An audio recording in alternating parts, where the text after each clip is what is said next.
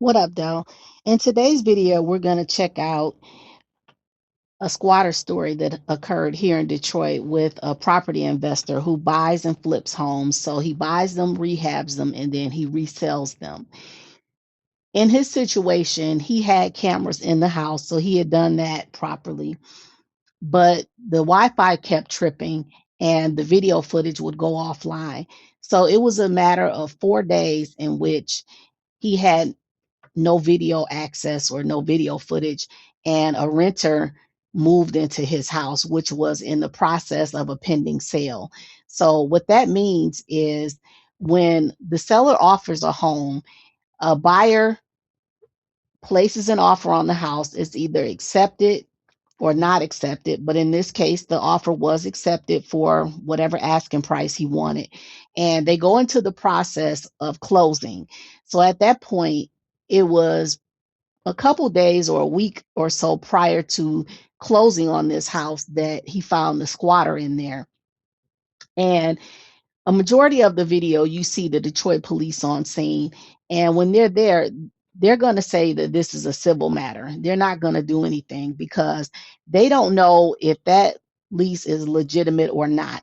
The police has a job and the courts have a job. So they'll say that the courts have to determine if that is a valid lease. And that is a process that takes several months, at minimum 5 months here in the city of Detroit. So, what this property owner decided to do was he cut the utilities off because he owns the property, and the person, the woman who was in the house, left. So, within a day or so of her leaving, he changes the locks and then he comes back and she's back in the house. So, after that, him and his business partner decide they're going to take the doors off, but the business partner talks to the woman, and all of a sudden, they move her stuff out with no problem. So that was kind of baffling to me. But the lesson in the story, as he stated at the end, was that you want to make sure that your cameras are on the house. But I'm going to go a step further.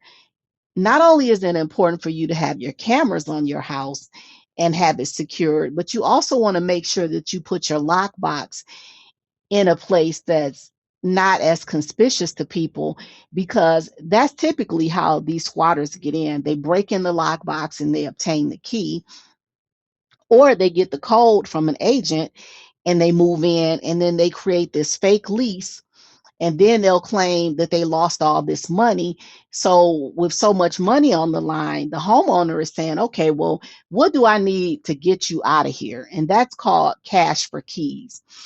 And that's their sole purpose, is to get money to go on to the next place, because that's all part of their hustle. So you want to make sure that your lockbox is secure, that you know who's going in and out of your property, so these things don't occur. And you want to come by several times, at least daily, and check on your property. If not, the best way to go is to put somebody in the property. So if you have a family member or somebody who can stay there, that's the best thing, because then no one is going to come up in there. So if this helps you, make sure that you like, comment, and subscribe, and we can get the comments going below. And I would love to hear your thoughts. It's my property. It's my property. No, they didn't. They said they can't. Yeah, they did not. I'm waiting for them.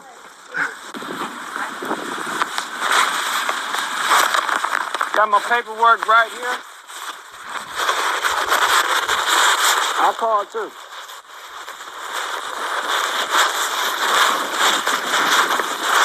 There you go. There's my deed. There's my articles of incorporation. That's the articles. So the business is in my name. The deed is on the next page. This lady squatting in my house. The house is actually listed. The house is listed for sale. So what are we gonna do? Well, I'm sure you know how this works. You have to take her to court.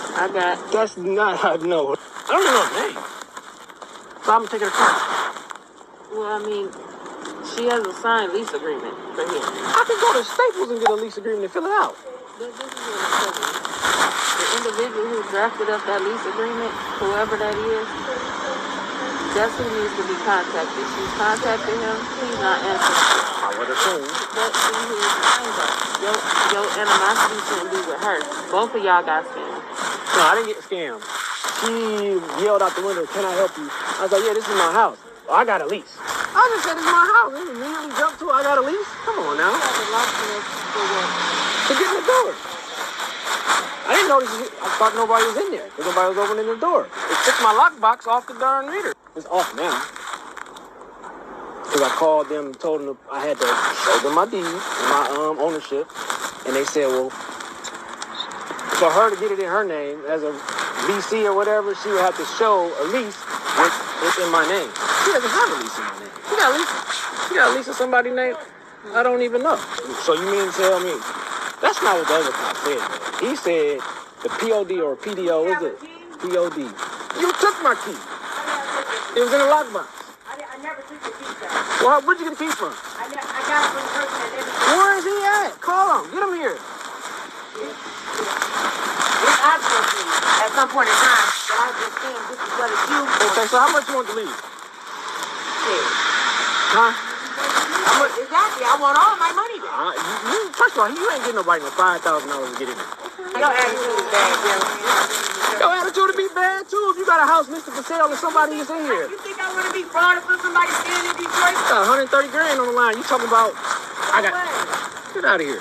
But the way you be talking stuff. I didn't start talking stuff to you. Okay, so Oh, you saying I gotta go through a 5-month process of court? That's not what they told me. That's not even what my lawyer told me.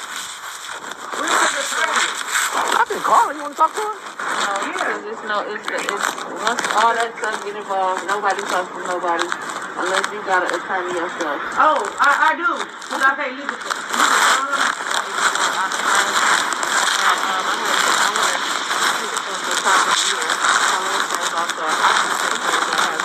Drafted up from someone other than the owner, right? So he has to file for eviction on her, even though the lease that he has is not with him. That's not an eviction. That's not the definition of eviction. You can evict a tenant. She's not my tenant. I'm about to put you on speaker so he can hear you. Yeah, let me hear. Regardless, things you got to don't live out of drive. Somebody got to generated at least at your house. All that is there with the deed. Are we still sending them down to 36 District Court? Because the situation of that deed. How long has that house been vacant? Nobody been watching it. The house is listed for sale. It's been vacant for probably 2 months now. Yeah, it's been vacant.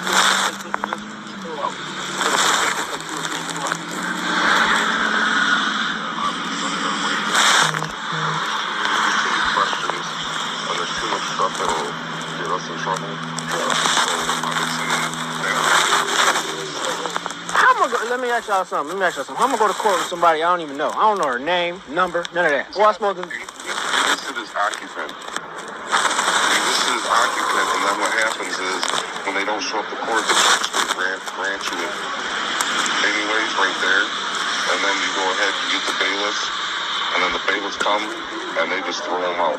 That takes how long? I don't know. That's 36 District. Yeah, that's 36 District Court. Man, that's gonna take months. I got a buyer for the house. This house has a pending sale. That's not gonna fly. I don't know what to tell you, sir. Tell me I'm about to take her out my house. Like, what are you talking about? It's anybody can go draft up a lease. So you mean to tell me that house right there that's empty, I can just go get a lease, put my name on it, walk in there? Yeah, it's like not a criminal. The crime is her going in my house. That lockbox was on that darn meter. So somebody broke and got it. So you say you're the broker, right? No, I'm the owner You're and the owner agent. and Yes. the agent. Okay. But the simple fact that she was saying just as much as you were. We don't know that. Where is this guy at? Where she get the money to him at? Show me some paperwork. So You should have paid him. as far as criminal, because she has a lease for this. Okay. She can't be in a house with kids with no gas. That's criminal. You ever been a police officer? No. I got lawyers, though. But what I'm saying to you is the way we have to move in these types of issues is like I just told you, and me and they just told you. You will have to go down to the court. My recommendation is you go down there right now to show them everything you just showed me and everybody else, and they can grant you an emergency eviction. Them emergency evictions take just as long as a regular eviction. I don't know none of this stuff of what's going on with this house. Nothing. Y'all can tell me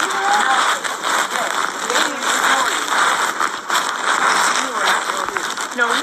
Yeah, when they did put that on today. I didn't take it up. Well, call DT and tell them to get the gas on. Okay, so basically what happened, the cops didn't do nothing. And so I did what I had to do to get her out. Basically, got the lights cut off. I got the gas cut off, and then I got the water cut off. And then eventually, with all that stuff off, she finally left. And then once she left, we was scoping out. Because keep in mind, we got a buyer on the line. You know what I'm saying? It's supposed to be closed. This house is supposed to be sold in like 4 or 5 days from the time this, video was recorded. So anyway, we did all that. She finally left because it was in the middle of the winter. So I figured all right, she not about to sit in this place, freezing cold. But she sat there for like a day or two. You know what I'm saying? And then so this is in this part of the video. This is when she left, and then we got in there. The locksmith went through the house, make sure we just walked through, doing the little quick walkthrough of the property to make sure it was empty and this, that, and the other. So fast forward to the next day, she back in there, man. I'm like, oh my God. She done busted out, because we had changed the locks on all the doors. She had busted out the side door to get in, and then she back in there. So what it's not showed in the video is that once she got back in there, called the police again. This time they didn't even show up.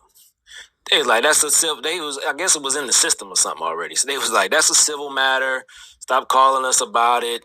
Deal with it with the courts. I was like, oh my gosh. But I was like, man, so after she done broke back in there and got back in, we like, all right, tomorrow we just gonna take the doors off.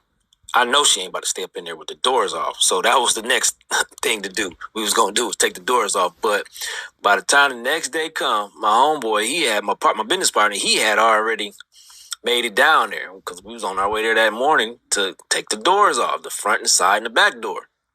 No, she wasn't about to be up in there with the back doors gone. Them doors gone. Anyway, so when I'm on my way down there, I call him. I'm like, yeah, you on your way? He's like, I'm already down here. I'm like, oh, okay, cool. I'll be there in like 20, 30 minutes. He gonna say, man, take your time. We good. I'm like, what you mean we good? He gonna say, man, we good. I was like, huh? I'm like, bro, tell me what you mean. So I pull up. Tell me why he in the car, in the truck with the old girl, and they sitting there kicking it, having a good old time laughing. I'm like, what's going on here? He gonna say, man, she said she got something to tell you. So she apologized and everything. She was like, I'm sorry. I didn't know this was your house. I was scammed. I gave this guy, I think she said $2,500, but initially she said $5,000, but whatever. She gave this guy $2,500 and this, that, and the other, and he scammed her. And I was like, all right, man, no, I ain't tripping. Just where you want us to put your stuff? You know what I'm saying? She's like, no, because she was like, she can't afford the storage. So we ended up paying some guys to move all the stuff out, and we ended up paying for storage for a month or two. Might have been 2 months. I can't remember, but a month or two. And we got all the stuff, took it out, put it in storage, got the side window fixed, cleaned the place back up, and then we were able to close on the closing date that was scheduled. Man, but that's my squatter story. It's crazy. So, moral of the story is get them cameras and that alarm system and make sure it's operable.